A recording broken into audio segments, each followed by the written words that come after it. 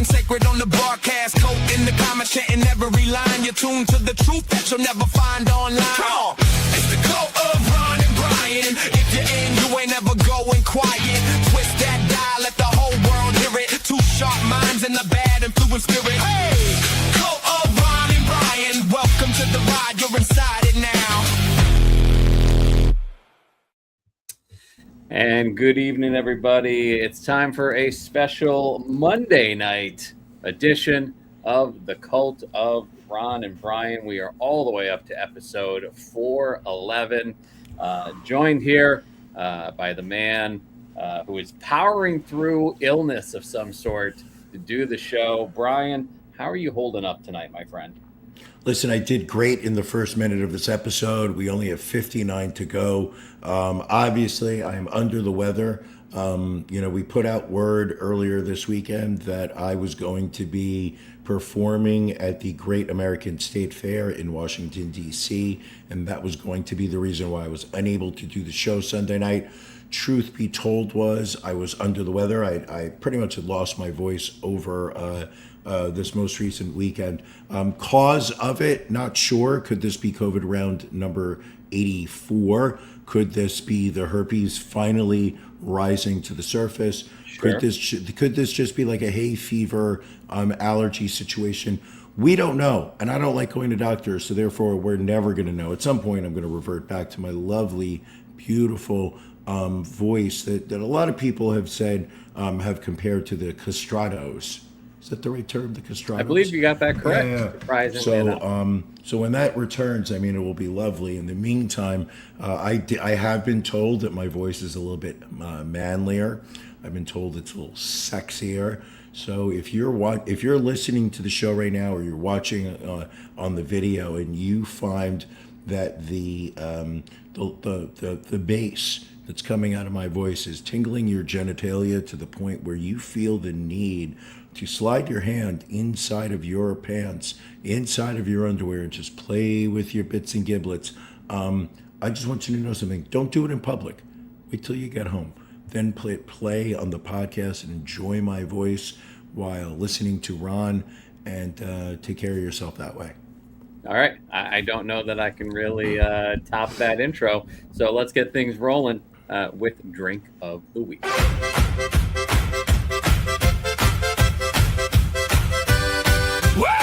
Welcome aboard, don't spill your brew. We've got one cup and maybe two.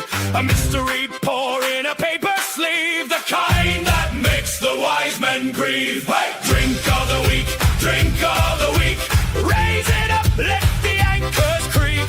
Drink of the week, drink of the week. Bottoms up for the Cult of Ron and Brian podcast.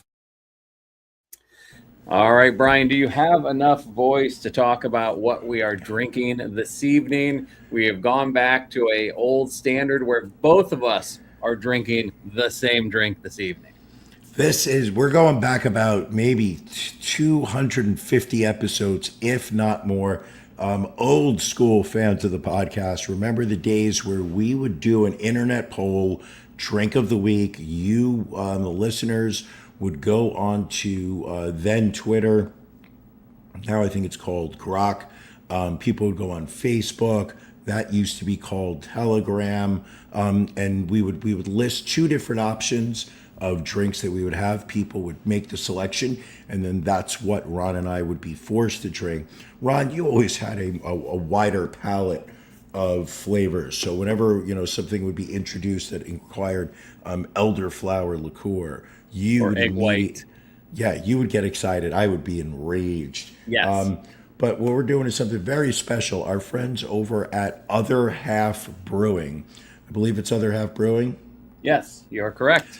They sent each of us a half of a case so that Ron and I, we each have the exact same number and a quantity, which is another way of saying number, of a limited edition collaboration they're doing with Juniors, the famed New York City staple, cheesecake and restaurants. Right there in Broadway, I remember going to one years ago. That is correct. There's one in Broadway. There is one in obviously the flagship is there on Flatbush Avenue in Brooklyn. Ron, why don't you tell us a little bit about the beer we're drinking this week?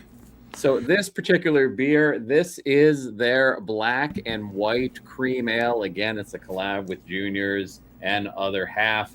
It says right here, a classic cream ale brewed with our pals at Juniors, but with a black and white cookie twist. So this is brewed with Saz hops, cocoa nibs, and vanilla. No lactose, so questionable right there. But only clocking in at 4.8%. So Yep. not a bad alcohol content. Has a nice No. clear look to it. Looks like your typical cream ale. Brian, are we ready to taste this and see how it is? Why don't you go first? All right. I think it's important that you taste it first. This is what we call champ privileges. Walk me through it. Oh, I got to take he's another not sip. sure. He's not sure. I didn't like the first look on your face was not a confident one. So I would say this, and you can take a sip and let me know. I mean, it is a perfectly fine cream ale. I don't think there's anything in there that really screams cocoa or vanilla. And if I'm wrong, tell me. You have a much more refined palate than I do. I'm getting a hint of the cocoa and the vanilla. Okay. A hint. Right. And the thing is that were this to have come out 20 years ago, I would say this probably would be a very popular beer amongst Juniors fans. Now, in the age of the microbrewery, where flavors are not in the backdrop, but really at the forefront of beers that you're drinking, this is so subtle. I mean, don't get me wrong. This is a delicious cream ale. It's a good beer. It's very tasty. It goes down very smooth. It's not sharp at all. It's not bitter at all. But there's a very faint sweetness to it. And what was the last time you had a black and white cookie? It's been a while, but I mean, I do love me a good New York City black and white cookie. I remember you and I, when we were in college, we would come down to the city and you would sit and you would immediately sit there and say, I got to get me a black and white cookie. And you would go back then. I mean, we would hit like the Carnegie Deli. Sure. We would hit the Stage Deli. I mean, they were known for their black and white cookies. There's just a slew of bakeries, other options you would have in Hell's Kitchen and whatnot. What I found weird was that you would always you would order just the chocolate cookie, and I would say to you, why are you only getting a chocolate cookie? You said you wanted a black and white cookie, at which point you would look at me and say, well, now it's time to make it white. And then you would immediately like lower the cookie down to your waist. And within I would say about 12, 13 seconds, we now had a black and white cookie. Well, let's maybe rest your voice by staving off some tangents like that. What would you give that out of 5, Brian? I'd go 6. I mean, it's not bad. Out of 5? Oh, excuse me. I'm sorry. I don't know why I was thinking 1 out of 10. I give this like a 2.75. All right. I mean, I was going to go 3. I think it's kind of right. It's in the close middle to the center. The only thing I'm wishing is that those subtle flavors should be higher in the a little profile. bit more up front. I got you. Yeah. I wouldn't put this in the negative category, but it's just I want more flavor. Understood. All right. Well, let's move on to beef. Kind of like when I was eating your black and white cookies. I was like, I won't.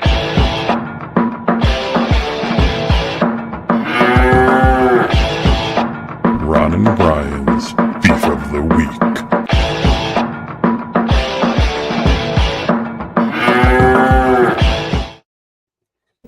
Sorry, Brian, you got cut off there, but let's instead talk about what's bothering you this week. Well, you're listening to the reason right now. What's bothering me is my fucking voice. You try going to work and be taken seriously. You try. Listen, Which Ron, is a struggle for you to begin with. Exactly. It's an uphill battle. I know, Ron, you are a very important person in the organization where you work. You get on your Zoom calls from your home office and, people immediately start quaking. They're speaking to a man, speaking to a man of importance. There's a certain level of reverence you carry yourself with. I walk in and people immediately start laughing. Right. I start talking, then they start laughing, and then once they realize I'm not doing a voice, that this is exactly what I sound like. This isn't Brian doing one of his haha mix 'em ups. Nothing goofy going on here. Then they sit there and go, like, what happened to you? And they immediately start laughing again. Like, my voice just goes up out of nowhere, and it's rather embarrassing. I mean, I asked you if we could push off the podcast, and you said, I'll give you until Tuesday, but after that, you're doing the show, you little bitch. Right. And Yeah. I listen, I've been drinking tea. I've been, swallowing honey to try and coat the throat. I'm hoping I can make it in the next 49 minutes to close out this show. But yeah, this is what's bothering me. I've been sounding like this since Saturday afternoon. It's embarrassing. Well, I hope we all hope you get better sooner rather than later. Ron, Yes. Yes, my friend. Ron, Yes. Oh, that sounded horrible. what's bothering you? Oh my God, that was the worst one yet. So this is what's bothered me, Brian. You know, we went over to Chestnut Hill, little suburb of Philadelphia, this Saturday. Tried a new restaurant there for some brunch, and they, said, "Oh, I'll get myself a draft beer for brunch. Why not?" And they had a little something on tap from a brewery called Collective Arts out of Canada, Hamilton, I think. And it was called a Guava Dream Belgian Blonde. Comes out, it's got a nice kind of pinkish orangish hue. When I tell you, Brian, one of the best beers I've tasted in my lifetime. There's just a great flavor, great body, crushable, perfect for hot podcaster summer. Hot Podcaster Summer. So I'm there with the wife. She tries it. She's like, "This is outstanding." She's like, "You can drink this by the pool." She even said, "Ron, this is the perfect beer for hot podcaster summer." Hot Podcaster Summer. And she rarely references the podcast, so you know how serious it was. So she's like, "We have to have some of this for July 4th weekend." Pull up the brewery on the website, go to their website. They don't make it available in cans or bottles, Brian. They just distribute it to bars. And I feel if you're going to make a beer that delicious, you need to make it available to the public to be able to buy it. Question: Was there any chance, any possibility of you purchasing a growler of this beer so that you could bring it home and drink it from the pleasure of your own house? No, the local restaurant does not do growlers. They're just serving beer like a regular restaurant. Have you thought of reaching out to the brewery and saying, "I demand this, and if you don't make it available to me at home, I will burn your brewery down"? I might have to, push champ's privilege, as you like to say, and see, what they get. But wouldn't that aggravate you? Like, my God, this is such a fantastic beer that I found, and now I will just long for it and not be able to. Sure. What's the point of having two title belts if you cannot demand the beer of your choice? What's the point? What is the point of power if you can't abuse it, Brian? Correct. So, I don't know. I don't have an answer for you. I think that's a rhetorical I will live, question. Brian. I will live. And hopefully you will too. It's sounding hit or miss right now with that voice. I'm not going to lie. Well, let's move on to stories of the week, Brian. Everyone knows these are the stories we see, we grab. We want to make sure that we get out in front of the people. Brian, what is your story of the week this week? Listen, every now and then a story pops up that makes you realize that you were meant to live in the state that you live in. Ron, you are a classist. You are a feat. You are an elitist. You look down on the common man. You look down even more on the common woman. You belong in the Commonwealth of Pennsylvania.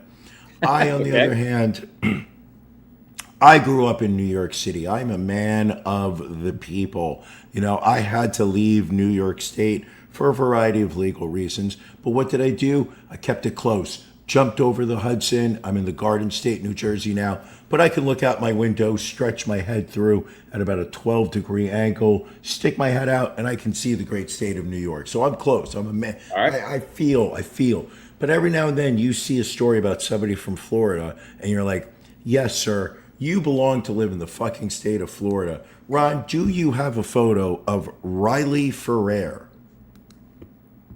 All right, Riley looks like a handsome young man, could be a crypto bro.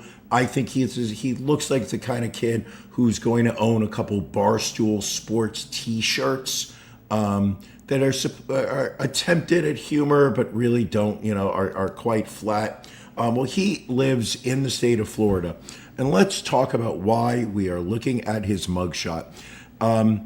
In Hernando County, Florida, a Florida man who claimed he saw the Antichrist moments before troopers say he lost control of his pickup truck, crashed into another vehicle on I-75. Well, he's accused of trying to steal a medical helicopter that landed at the scene to take patients to a local area hospital. That's right. He was driving northbound on I-75 shortly after midnight when he lost control of his pickup truck. The Florida Highway Patrol said the truck veered off the road, struck another vehicle, overturned into the woods. 2 people inside the second vehicle suffered serious injuries in the crash. However, troopers said that while fire rescue crews prepared the 2 patients for the helicopter, Ferrer ran past all first responders at the scene. He then ran towards the helicopter and tried to steal the medical helicopter. By the way, no training in helicopter operations. So how on earth did he think he was going to operate this helicopter? But that's the confidence of a Florida man. So he, shocker, was not able to lift off in the helicopter. Right. Unsuccessful.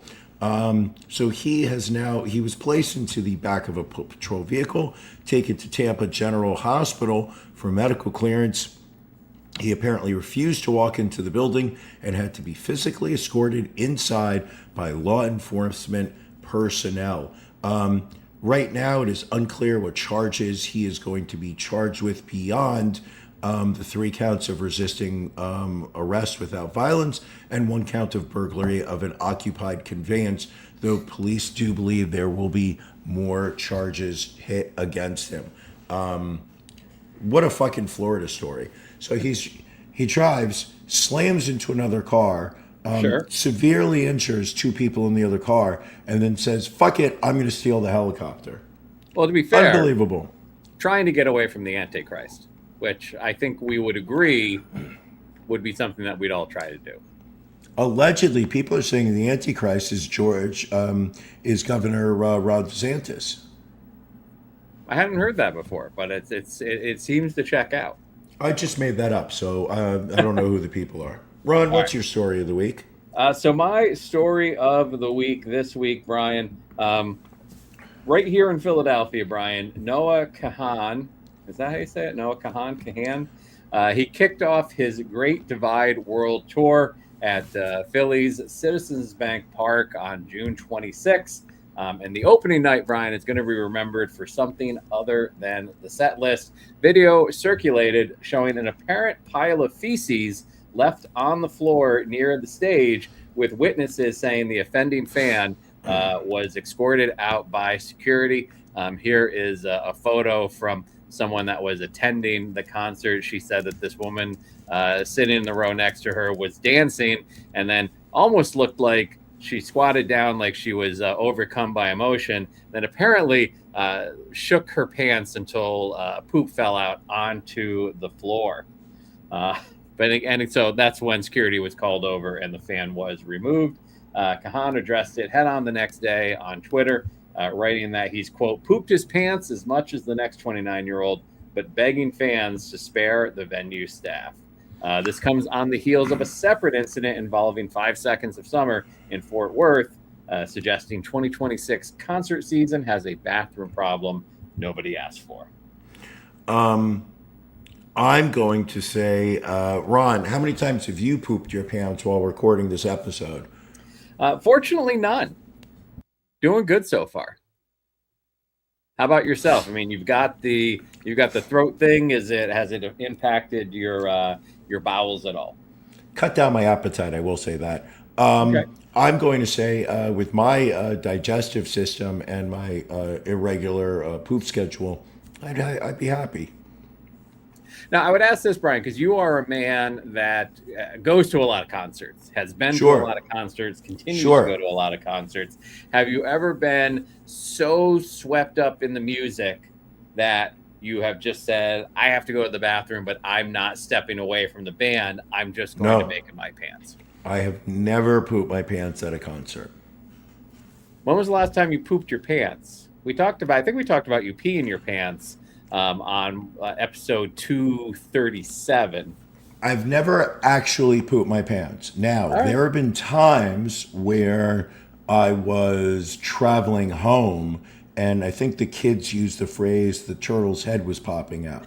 Like, not pooping my pants, but I could feel like You were on like the edge. it was very close to happening. And then I just walked home with clenched cheeks. That was close. The only other time that I can think of that was similar to it was when I was 6. I broke my leg, and I was in the hospital for a week, and I did not poop the entire time I was in the hospital. And the doctors were very concerned. They did not want to send me As home. they would be. Correct. Little did they know that I was actually quite normal on my poop Yeah. schedule. They thought that I was a medical, emergency. So I remember my mom's telling the doctors, you know what, just send him home with us. If he continues, we'll bring him back. But if, we think, just like, yes, Jojo, this is when I broke my left leg. I got hit by a bicycle in So Central you've been Park. breaking bones. Have you broken a bone every decade of your life, would you say? No, I think probably. I think maybe my 30s I was okay. I broke my tibia and the fibia in my left leg. I broke my right ankle. I broke my left wrist. I broke my right pinky. I broke 2 vertebrae in my back. I've broken a rib. And then I cracked my arm. So I'm going to the say arm my crack? 30s. Yeah, my 30s I think we're good. And obviously in my 50s I've not broken anything Yeah. yet. You got a lot of time to go. Yeah, so that's the history of my tib fib. So when the night I came home from the hospital, I remember my mom maybe my dad, they put me to sleep. It was bedtime. I went to sleep, and I remember Okay. I woke up in the middle of the night, and it was just like hard turds all over the bed. Like I just shit the bed. And the only thing I remember, and these are vague, but it has been told me. What I do remember was hobbling into the living room with my, like holding my broken foot up in the air, so proud that I went to the bathroom. Like it didn't, like I wasn't embarrassed or ashamed or anything like that. It was just me sitting there being like, Mom, I finally went. Keep in mind, I can only imagine what was going through my poor mother's head. Maybe my father also. He's just not part of the story. I don't remember. Just like you're kind of worried about your kid not pooping, and they're like, Mom, I just shit the bed. Like, look at me, yay! She had to Considering change they the were sheets. so concerned that you weren't pooping, I could see 6-year-old you was like, oh, they're going to be so relieved. Despite Correct. the fact that I've pooped in my bed, they're going to be Yes. relieved that they don't have to take me back to the Yes. hospital because I'm not pooping. Next thing, and I can only imagine. My mom's just like, great, that's another pair of sheets I'm gonna have to throw out. Like, great, like, I don't think she was that pleased. I would hope Valid not. question from Johanna. Have you gone for a bone density test? I did when I was a child, and my doctor said to me, everything looked fine, just said that I have terrible luck. Imagine saying that to a 12-year-old who's in a cast So for like the that's third science, time. huh? It was like, There's nothing wrong with you. You're just a Correct. stumbling idiot. you just have bad luck. Yeah. Yeah. Think about it. I got hit by a bicycle. Right. I had a friend slam into me in gym. I fell on my arm and broke my wrist. I landed on a pinky playing basketball. I tried to get a rebound, and instead of the ball hitting my palm, it bounced off my pinky, broke it. I fell tripping on stairs, drunk, and landed. Like these are all just bad luck. So we watch a lot of TikToks of people like breaking their arms or breaking their ankles, just doing everyday stuff. Sure, Had TikTok that been was me. around in your youth, you would have been the star correct. of many of these videos. Were you the one that sent me the video of that girl playing basketball in like a Dave and Buster's, and she went to go Oh, yeah. catch the ball, and her pinky literally was just like It 90 was at a degrees 90-degree out. angle. Oh, it was rough looking at. That was brutal. I imagine that's the New York Post is going to have an article on that in about 4 days. Probably. They always steal from us. Lazy bastards. So, Brian, World Cup's been going on. We've been talking about it. We talked about it prior to the show. But apparently, ahead of Argentina's World Cup matches on U.S. soil, Argentine officials handed the Department of Homeland Security, the FBI, and other agencies a database of roughly 13,000 people, mostly fathers who are behind on child support, with the goal of keeping them out of stadiums. The list comes from Argentina's Tribuna Segura, the Safe Stands program, which already screens fans entering Argentine soccer matches for outstanding warrants or bans. Buenos Aires Mayor Jorge Macri framed it bluntly: feed your kids or don't watch Messi. It's unclear whether U.S. immigration or ticketing systems will actually act on the list, but it lines up with a recent State Department push to revoke passports from people who owe over $100,000 in child support. I gotta say, I'm on the side of Argentina with this one. Same. I think it's a great technology Like if that you they're rolling are, out. if you owe child support, which listen, another great subculture of TikTok is watching the people who have to answer calls from people that are complaining about their child support, their money getting taken from them because they haven't paid their child support. Highly recommend it. Highly recommend. How am I not on that TikTok? I have no idea. But people will be like, yeah, I sold my car and the guy wired me $13,000 and you guys took it. And she was like, yes, and we will continue to take all your money. That's awesome. I need to. Yeah, I got to get on this. I would say that's kind of shitty. If you owe money for your kids and you're just flying to the U.S., buying tickets to the World Cup and all that. What about the two kids you abandoned when you were in college, Ron? I mean, you haven't contributed to their upbringing whatsoever. I imagine you owe quite a bit of money, and yet you're sitting there with a private pool in your gated community. I mean, Brian, feels number a little one, no hypocritic. gates anywhere. No gates anywhere. You have gates all around your complex. You don't have a gate around your backyard. You don't have a gate in your backyard. Safety purposes. Oh, you liar. You said the same thing about the gate with the security guard that prevented me from coming to visit you 2 years ago. When he looked on his little clipboard, didn't see my name on it, and said, no, you can't. My wife and I had to turn around and travel back home. It was embarrassing. Your wife is always welcome here. You, it depends on the day. Hurtful. So hurtful. Brian, another great medical story from the New York Post. A urologist recently broke down for the Post the medical reasons a man's testicles can shrink. And it's a longer list than most guys expect. Infections like mumps-related orchitis can inflame and damage testicular tissue. Testosterone replacement therapy and anabolic steroids both shut down the body's natural hormone production, causing the testes to, quote, shut down and shrink within months. Varicocele, enlarged veins in the scrotum, more common on the left side. A little trivia for you there. Disrupted blood flow and temperature regulation, stunting growth over time. Testicular torsion, man, this is a brutal Jesus. words, where the spermatic cord twists and cut off blood supply is a surgical emergency that can cause shrinkage even after correction. And natural age-related shrinkage typically kicks in after 60. Bottom line from your doctors, any sudden change, asymmetry, or lump warrants a trip to a urologist. Brian, you are the resident small testicle expert of this podcast. Did you realize there was that many ways or that many things that could cause your testicles to shrink? Ron, I've been trying to shrink them for years. They keep growing. I heard a story growing up as a kid. An elderly man was sitting there talking about how when he would sit down on the bowl to defecate when he was at a Noah Kahan concert, he said his balls would hit the water and that cold feeling would be very unpleasant. I've been trying to shrink my testicles decades now. Right.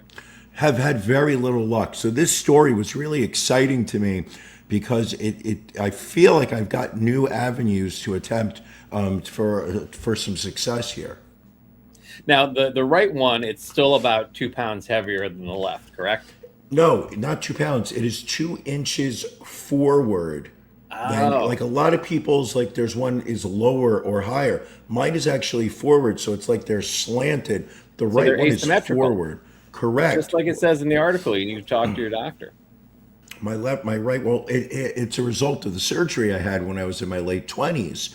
They used to be very symmetrical. I had the surgery, and one at the end of it, one was a little bit forward than the other, which makes the penis go out at an angle because it's now slanted. So urinating in public has been very difficult in my older years. I mean, I guess the bigger question, are you actually going to a doctor for this, or are you still having a guy down at Canal Street check them every other week? Listen, he rubs this brown paste on it, which then just gets covered with an amazing little white glaze, and I pay him $75, It's less than a copay. I see him every 2 years. All right, good enough.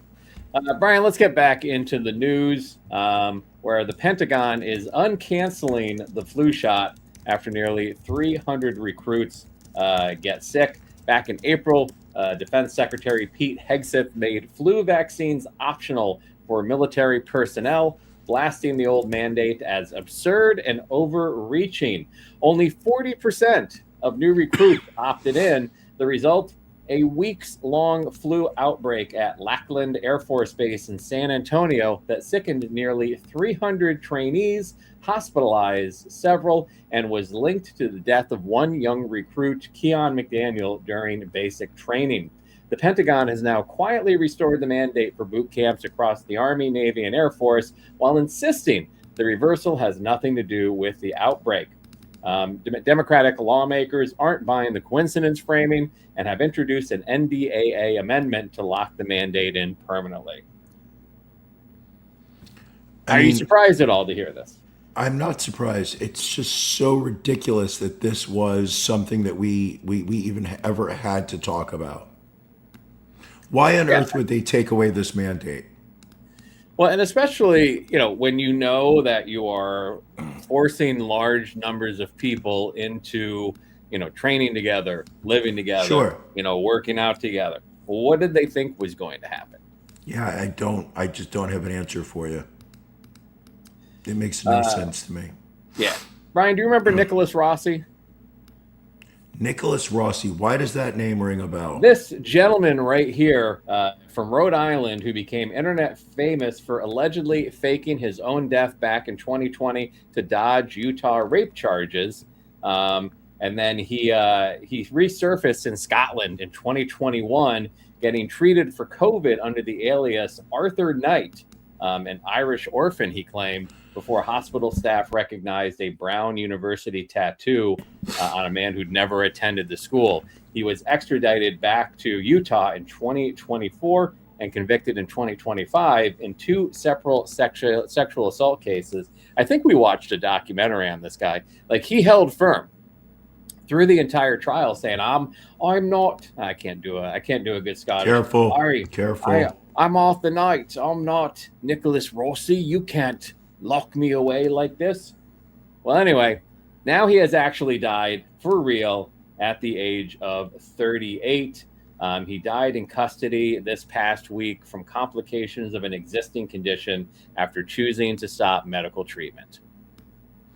And are we upset about that? It feels like poetic justice. Maybe not right? justice, because I'm sure all of the women that he abused would have liked him to have to stay in prison for much, much longer. Same. But listen, no loss to the planet. But I'm shocked that you don't remember that documentary, because this guy was all in trying to pretend that he had this alternate identity, even though like DNA, fingerprints, everything else, they're like, you're clearly, no, it's not me. Really? Not me, governor. Oh, fuck him. Sorry. That's all right. We're here for you, Brian. I just got a cough. Not my problem. So how Not my fault. long Yes. will you let this all go until you actually go see a doctor about? I will say if this is like this early next week, I will go. Early next. So you're going. So you got like 4 or 5 more days before you're like, this might be something I need to go to a doctor or urgent care for. Correct, Ron. Having a reliable voice is overrated. Understood. It's overrated. All right. Next up, Brian, an Alabama boyfriend strangles his girlfriend and then drops dead mid cover-up. A grim double discovery in Chambers County, Alabama. Deputies responded to an abandoned, still running truck on a rural road, found the bodies of Jessica Folds, age 47, and her boyfriend, Daniel Robbins, age 44, lying together in the woods. Autopsies determined that Folds died of strangulation, while Robbins died of a heart attack. And investigators believe it happened while he was in the act of dragging her body to dispose of it.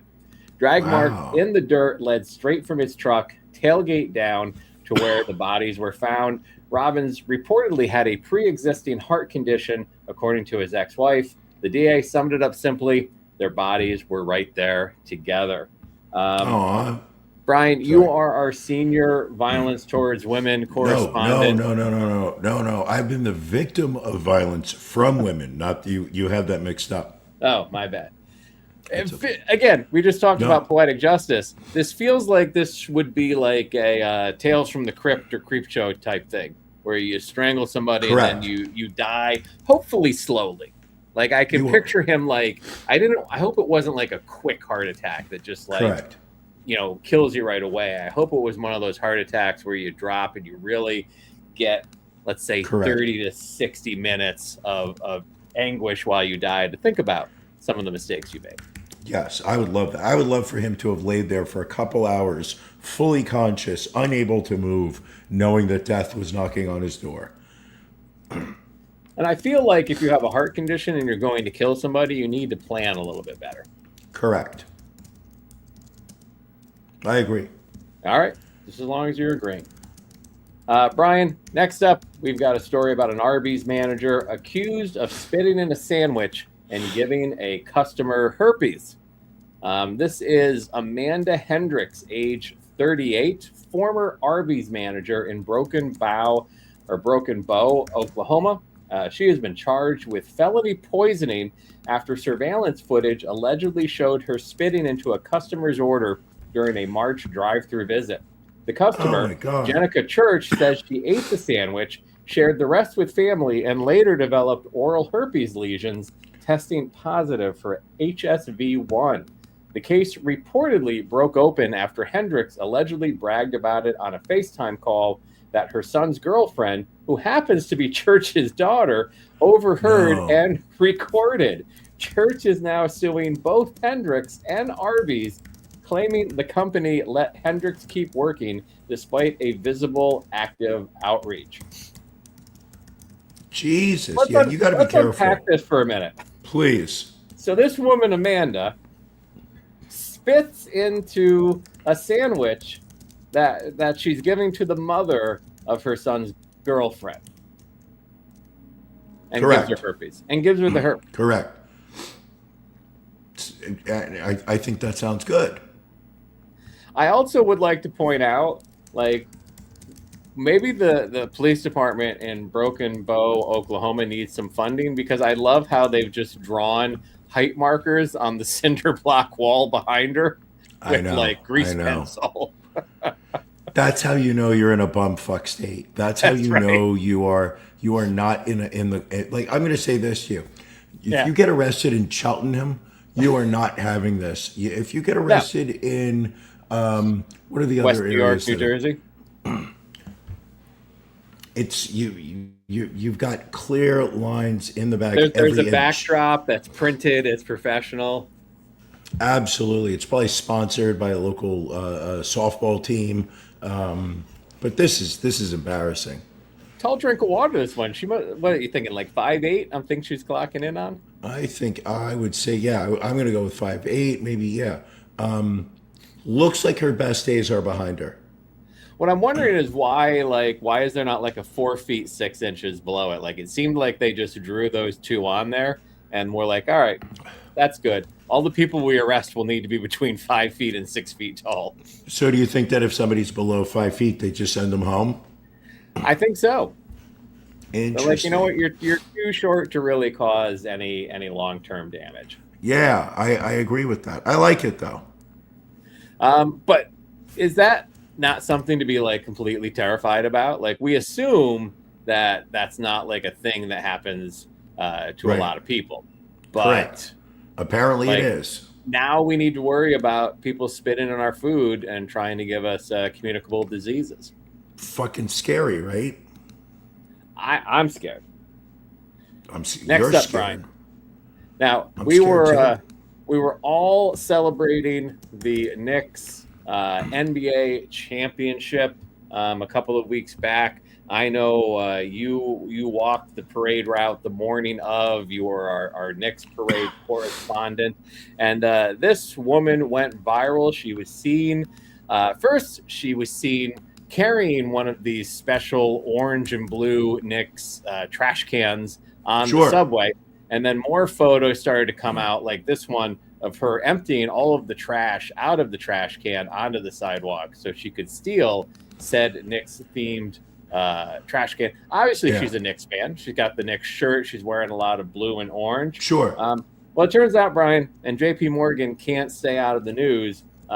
She was a DEI executive for JP Morgan Chase. Her identity, Angie Baez, age 40. Chase confirmed that she is no longer with the company, though it won't say whether the video is why. The city's sanitation department hit her with the maximum fines allowed for littering and obstructing operations. Brian, you are a former proud New Yorker. What's your take on this? Oh my God. I listen. Don't get me wrong. I understand if you're a Knicks fan, the idea of seeing this limited edition garbage can and saying, "I want to bring this home." I get that. I would say that had she had the wherewithal to empty it out into another garbage can, this is not a story, and she probably would have gotten away with it. It's the fact.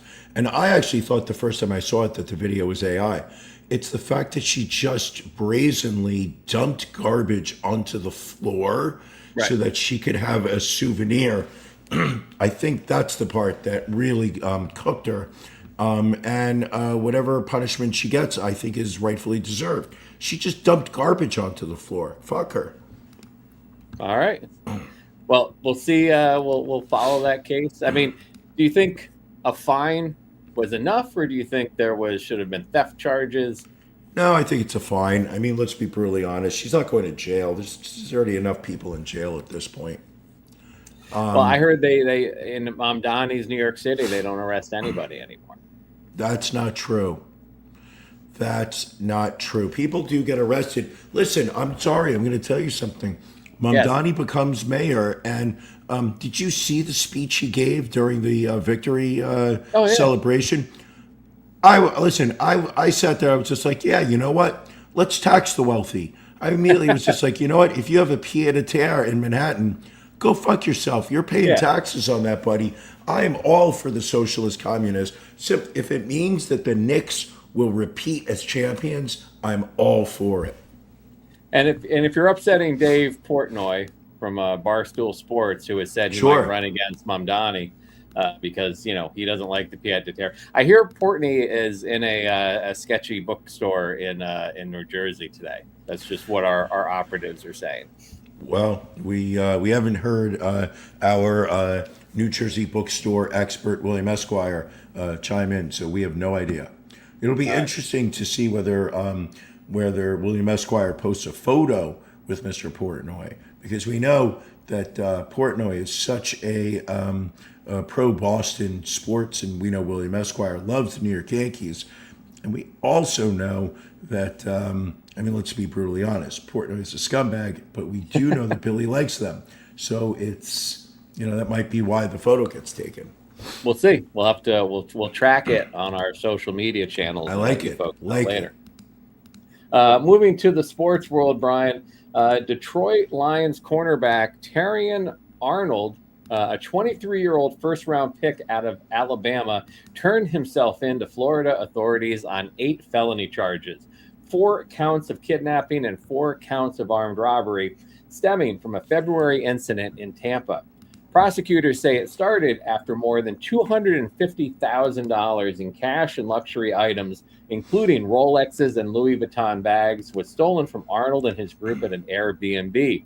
Rather than wait for police, investigators say Arnold directed a group chat that orchestrated revenge. Associates allegedly lured his own driver and 2 other men, who turned out to have nothing to do with the theft, to his apartment where they were pistol whipped, beaten, and held at gunpoint for nearly an hour while one of Arnold's associates live streamed it to him. Really? 6 co-defendants were arrested months earlier. 2 have already pleaded guilty and are cooperating, with 1 sentenced to 4 years. Arnold, who wasn't physically present at the apartment, faces up to life in prison if convicted. A judge set his bond at $1 million with conditions including home confinement and surrendering his passport. But hours after he posted bond, the Lions cut him from the team. His attorneys insist that he is innocent and that prosecutors are leaning on, quote, convicted felons with incentives to point fingers. Got it. Why do we see this so often in the sports world? Like you literally win the lottery. You're a first-round draft pick, probably signed a pretty decent rookie contract. And then I get it, you don't want people to steal from you, but you end up doing something that will probably keep you out of the NFL now forever. Yeah. Even if you're found innocent, the odds of another team taking a chance on him have dropped considerably. I just think that there is this sense of just being able to do whatever you want. You know, you take these star athletes. You know, when they're in high school, they probably they're revered by teachers, school administrators. No one's really crushing them down on grades. They go to college where it's they're the big man on campus. Everybody's worshiping them. They're probably, they probably go, into bars underage, like they're heroes. Right. There's probably a sense that they can break the law just like they broke rules. And then there's going to be that moment where they cross the line and it becomes something that they can't do. And they get caught. All right. Well, we'll follow that story, see what happens. But just crazy. Like, yes, I think it's utterly nuts. And the fact that when you try and commit crimes, ideally Right. you should try and cover your tracks. When You're having it live streamed to you, that's like, I don't know. That's the crazy part of the story for me. Utterly wild to me. All right, Brian. Well, let's before we wrap up here, let's do one of our favorite bits. Of course, it's called "But the Drag Queens Are the Problem." We continue in our search to find drag queens that are breaking the law, are having a negative impact on the children of this country. So let's see if we can find one story. No, this is a pastor, Brian. This is a anti-LGBTQ pastor who has gotten 15 years for abusing teens in his church. This is a photo of Silas Shelton, age 49, a former pastor at Blanchester Community Church in Clinton County, Ohio. He once made headlines for ranting against LGBTQ-themed books at a school board meeting. He has been sentenced to the maximum 15 years in prison. He pleaded guilty in April to 3 counts of unlawful sexual conduct with a minor and a reduced menacing by stalking charge as part of a deal that dropped more serious rape and sexual battery charges. Prosecutors said Shelton used his position as a family friend, pastor, and the father of the victim's friend to gain access to her starting when she was 14, and then later harassed her for years when she tried to cut contact. The judge cited Shelton's total lack of remorse, noting he never once said "I'm sorry" in any court filing or hearing, in handing down the maximum sentence and a 25-year sex offender registration requirement. That is so upsetting. Why is there a limit for how long you have to register as a sex offender? I guess because we still live in this world where people believe that you pay the price for the crime. It doesn't go on forever. I don't know. I feel like that's something people should be warned about, regardless of how long you live. Well, you don't tell your neighbors anymore. I mean, Brian, if only you could lose your voice. Next up, Brian, wow. Wow. let's see if this next story involves a drag queen. No, Brian, this is a special ed teacher. This is Michelle Lynn Hancock, age 41, a former special ed teacher at Heritage High School in Palm Bay, Florida.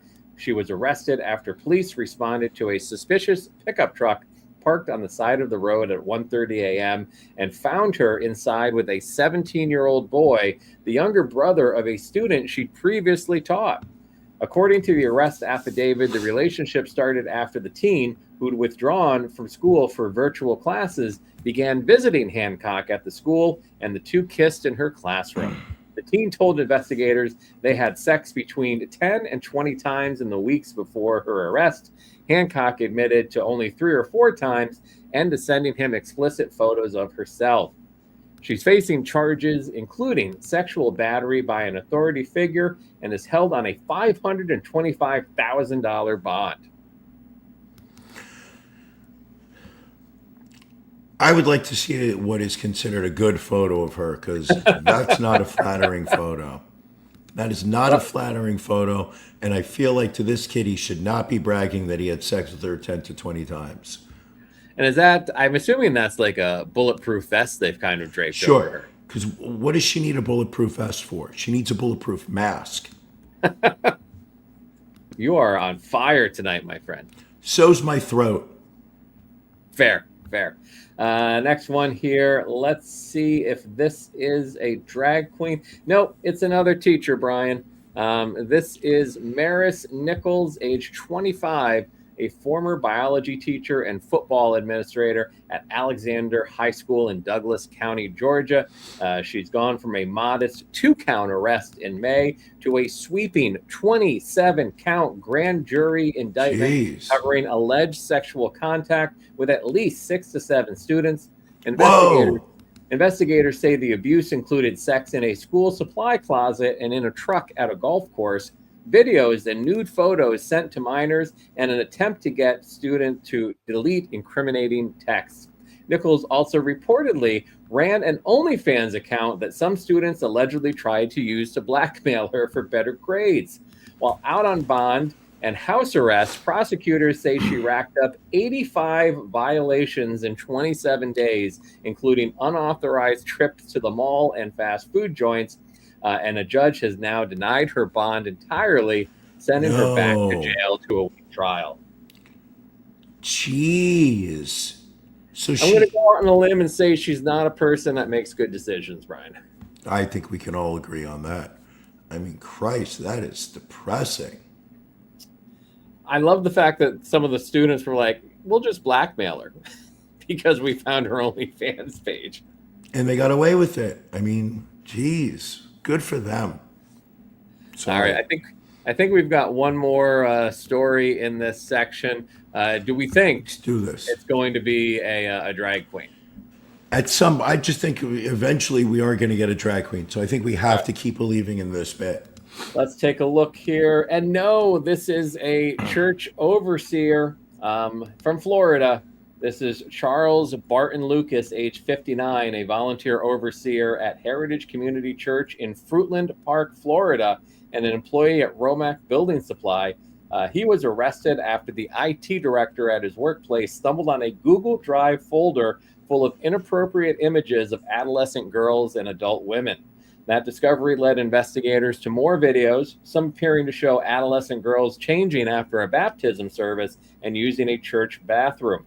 Detectives traced the footage to a hidden camera planted inside the church's bathroom and changing room, but by the time deputies went to inspect the space, the camera had already been removed. Lucas faces 5 counts of digital voyeurism, including one involving a victim under 16. Some of the recovered footage reportedly dates back to the early 2000s. He was booked, then released on $25,000 bond. The church says it's bringing in a professional sweep team to check for other hidden devices and is offering counseling to anyone affected. Jeez. What is this world coming to? I really mean that. Jesus Christ. What is Nothing this good, world coming to? Nothing No, good. apparently not. Apparently Nothing good. not. One last The only question thing- for you, Brian, Sure. before we get towards the end of the show. Sure. What are you watching? Listen, my answer last week is very similar to this one's, and that is World Cup soccer, Ron. I am just, the stakes have gotten bigger. We started off with, what was it, 64 teams? We are now down to, I want to say about 28, as we have now entered the knockout round. Yeah. So the shit countries, the Irans, the Iraqs, the Germanys, they've been knocked out. They're home. Their players are sent home. Fans crying. USA still in the mix. I don't know when they play their game. They play tomorrow against Bosnia and Herzegovina. Great. Well, great. That's not fair. Why do we have to play against Bosnia and against Herzegovina when every other country is playing one team? We have to play two. That is called handicapping, and I think it's unfair. You joke, but when that came up on the screen the other day, my wife looked at it and she's like, "Oh, so we're playing the winner of the Bosnia and Herzegovina game?" And then I had to explain kind of, world geography to her. Oh my God.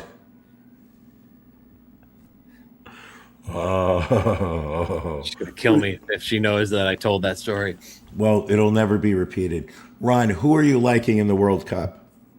I gotta say, I watched France's 3-0 victory against Sweden earlier today.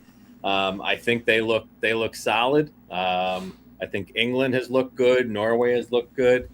So I think it's really going to depend on who's bringing their A game. I mean, obviously, Paraguay upset Germany, which I don't think anyone Huge. expected. Certainly not Nobody. the bookmakers. Sure. I'd like to see the U.S. do a run. Apparently, a lot of the Vegas books have said if the U.S. wins the World Cup, it will be just a devastating loss for the sports books. How many people bet on them pre-tournament? Oh, because okay, keep going. And we love watching Vegas get hurt. So We love it. I do. If I had to pick, I think France is running the table. All right. Interesting. I like that. I think. Who do you like? I like France or Argentina, the one country you did not mention. So far, I know that it is if Messi stays healthy, I think they're a tough team to beat. However, I don't believe that France and Argentina are on opposite ends of the bracket. I believe that, the way that they're slated, they would meet early before the final. But I like your pick on France. I also put $10 on them to win, so that would be nice if they won. Let's see here. Yeah, they'd meet, I think, in the quarters or the semis. I don't think they can meet in the finals. I'm going to say whoever wins that game is probably going to be the winner. All right. There you go. Nothing else. You're not watching any TV shows. Oh, I also watched I finally got around, and I feel like I'm letting people down on this bit because you are usually so far ahead of me on new TV releases. The wife and I just finished watching The Verdict on Netflix on the last trial of Michael Jackson for the child molestation charges. And I don't understand anybody who still listens to that man's music, let alone goes to see his show, whether it's the Broadway show or goes to see it when they're in London. And it's despicable that you are supporting the Michael Jackson legacy. You are putting money into his pocket of his ancestors and paying off his lawyers. All right. Fair enough. What are you watching, Ron? What are you watching? So speaking of documentaries, there's a new documentary on Netflix, Chris and Martina, The Final Set. So it talks about Chris Evert and Martina Navratilova, their friendship now, later in life. It talks about in the story how they were friends initially and then rivals. Big rivals. After they retired and each of them started dealing with their own battle with cancer, how they've come to be friends again. That's great. Great story. Very interesting to hear Martina talk about her challenges to be Martina when she was as dominant as she was. Like, you always looked at her as like just like this mentally tough robot. Correct. She always seemed like she was just like unemotional about everything, and you tended to forget that she was a human being. Right. And she talked about her struggles after defecting, not knowing if she was going to see her family, not having close friends. Highly recommend it. Do they talk about her sexuality a bit? Because I think she was kind of one of the first out lesbians that were, other than Billie Jean King, who really, right, I don't think got into embracing it. I remember, and you know what? Maybe I'm just talking about my struggles as a child lesbian, but it was she was one of the first women that helped me understand the concept of lesbians. Like, prior to that, I really had no idea what one was. So when she came out, while she was still a sports figure, I remember that was my entry into that world. They do talk about that, and some of the things that I don't remember. She initially apparently came out as bisexual because she thought that might be more acceptable than just saying that I'm a lesbian. So it was kind of a soft launch to her fully coming out of the closet years later. Well, you did the same thing in college, announcing to all of us when we were at the radio station that you were a pansexual. Sure. And we embraced you, automatically. It wasn't a judgment. I remember when you got up during a station meeting and you said, "I'm a power bottom and I am proud," and we applauded that. We applauded your strength to make that kind of statement in front of a room full of people. Sure. I mean, I remember it got to the point where everybody was bringing me pillows with bite marks in it. Chris and Martina, the final set, would recommend that. Watch the final episode of this season's From on MGM Plus. So set everything up for what will hopefully be a good fifth and final season. Hopefully they will wrap these storylines up. And also watch the new movie Obsession that is out there right now about a guy. He makes a wish and makes this girl fall in love with him. It's a horror movie. Very well done. Slow start, really? But I would say worth a watch. Okay, very good. What is also worth a watch is when we are doing our After Dark, which we're going to take a little hiatus this week. I appreciate that. Brian's voice is, not quite where we need it to be. And it would also supposed to be our pajama party. So we want to make sure the last Sunday of each month, we typically have our pajama party. We have all of our Patreon subscribers on. We have a trivia contest, which this month will be Can You Beat Ron? Should we tease the Can You Beat Ron video we came up with? Sure, absolutely. Tease it. All right. Hey, he's got the answers. He's got the crowd. Knows every fact from every town. Hotels, history, sports, and more. Step right up if you think you can score. The pressure's on. The clock starts now. You think you've got him?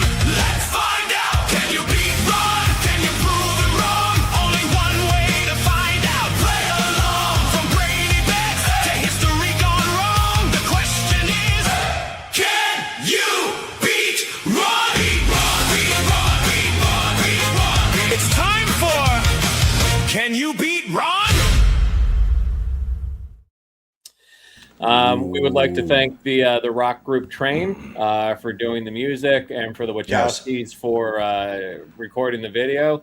Sure. So, Brian, hopefully you will be healed up in time for Sunday to do Can You Beat Ron along with our Patreon pajama party after dark. But again, long story short, if you are not a Patreon subscriber, go to cultofronandbrian.com. Click in the upper right-hand corner and join. And you can join us for more than just this 1 hour a week. Yes, let's do it, people.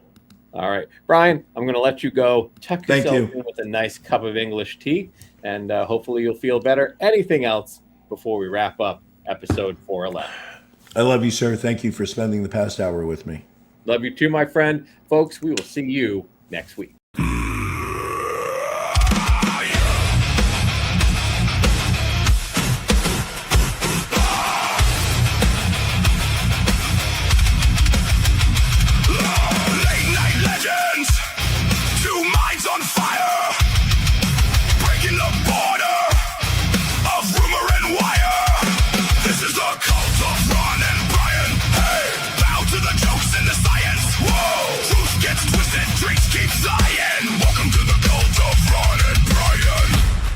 takes rising. Orders given. Once you're in.